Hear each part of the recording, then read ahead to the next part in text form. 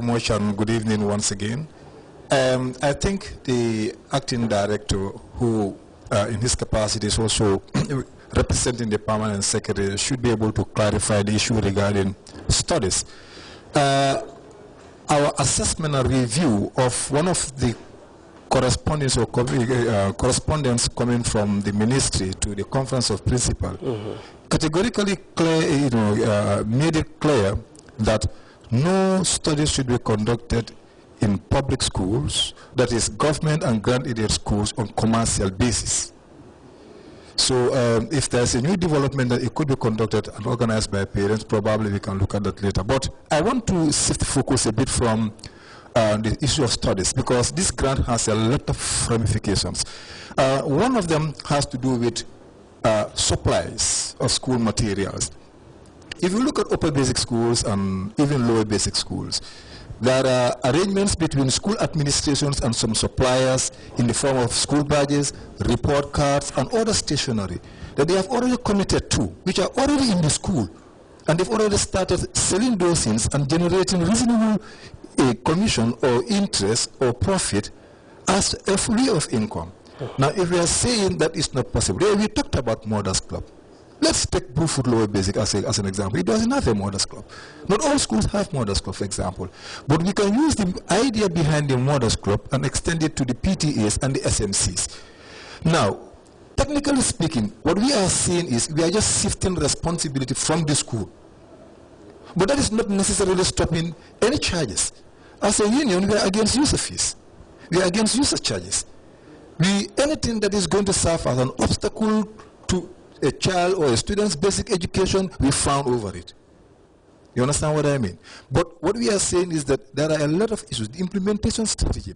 What we think that could be done as a union is for us to be a little bit flexible, to be a little bit considerable, to gradually assess the challenges and correspondingly address the emerging issues, but not to just draw the line abruptly. I said in our last episode that we agree with the principles and the ideals, but the manner of implementation is what we are probably concerned with. So we have a lot of issues that we think could be looked at. Jarga spoke about the issue of sensitizing the teachers. Even the arrangement to have regional sensitization programs could not hold. And if people are not properly informed about the whole issue, we can face a lot of challenges. So we are saying, let's entertain a little degree of flexibility and then gradually confront those challenges that emerge during the process of implementation, but not necessarily compromising the basic principle. I know at some level, government has a commitment with the World Bank, but this is about the Gambia and for the Gambia, our homeland. Thank you. Mr. Sangomez, yes, what's your comments on Good evening, viewers. I'm Sangomez, Acting Director of Standards and Quality Assurance Directorate, representing the Permanent Secretary here. I want to thank the panelists here, and you as well.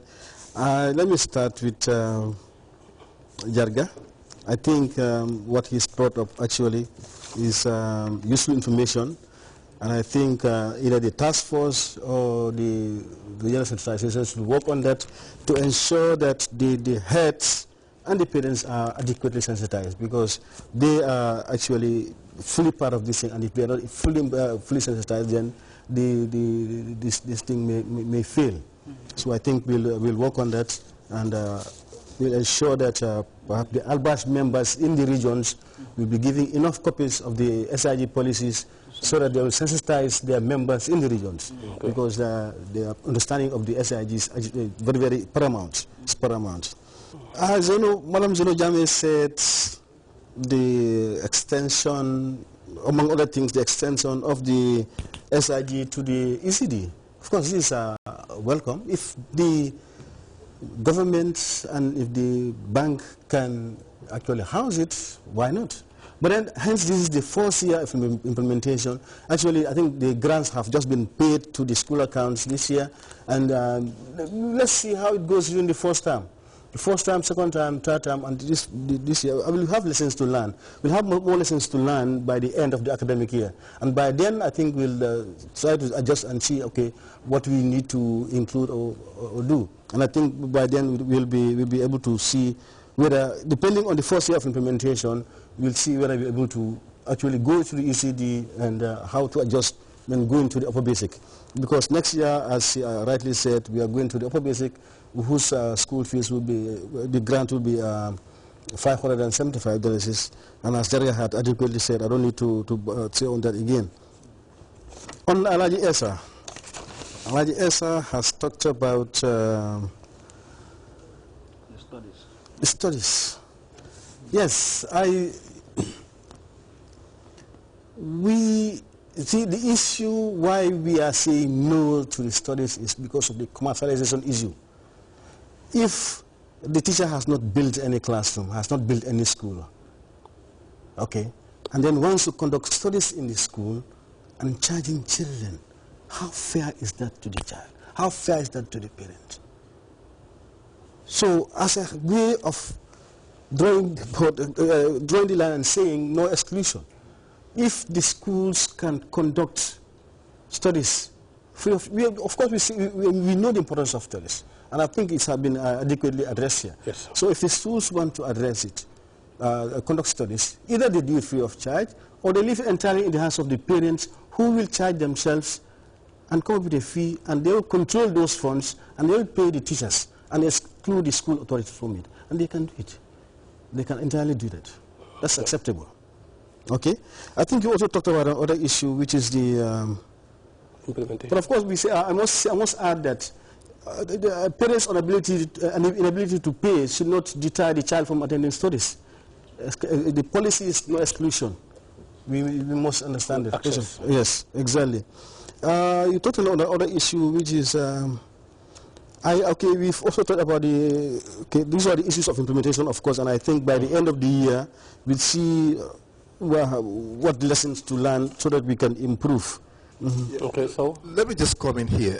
A typical example has to do with the upper basic sector, which is due in 2014. Yes. Madam Jame rightly said that parents who could not afford to pay the fees for their kids this year could allow their children to repeat, and government would take care of that next academic year. But it didn't stop there. It will only take care of 4% of the repeaters, which is relative. One, we are reducing the spaces for the incoming grade A students, and three, overstretching the SIG for that matter, because 4% is relative.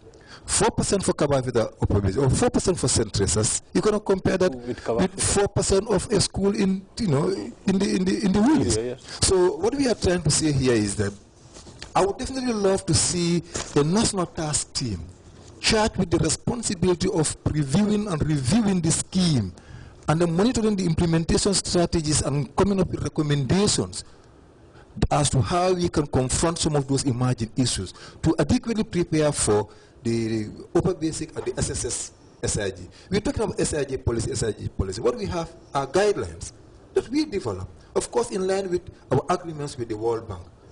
World Bank is government, and the government of the Gambia is here for the people. So what we are simply saying is, yes, we agree, but can't we do it systematically and strategically to ensure that it's a win-win situation for both the implementing agents, the beneficiaries, and the stakeholders. That's all that we're talking about as a union. Yeah, point taken. Let me just address that. And you see, Mr. Saw is talking about implementation issues when the thing has not yet been implemented. Let's use these guidelines and see what is happening. Let's use these guidelines and see what we can learn by the end of the year. But I mean, right now, the ministry has just paid monies to those accounts. And I think the school has not even drawn monies from those accounts because they have to develop the school improvement plans, send them to the regions will review those school improvement plans, and then they will give approval or give feedback, and then based on that, the schools will use those feedback to draw funds from those accounts for the first quintile, for the first tranche. So right now, let's have no fear. Let's just take it in good faith and just see how it goes. By the end of the year, we'll have known what we can learn from. Let me just comment here. If you say it is not implemented, I think we are contradicting ourselves. Because we've gone to a point of even on the verge of meting out disciplinary actions against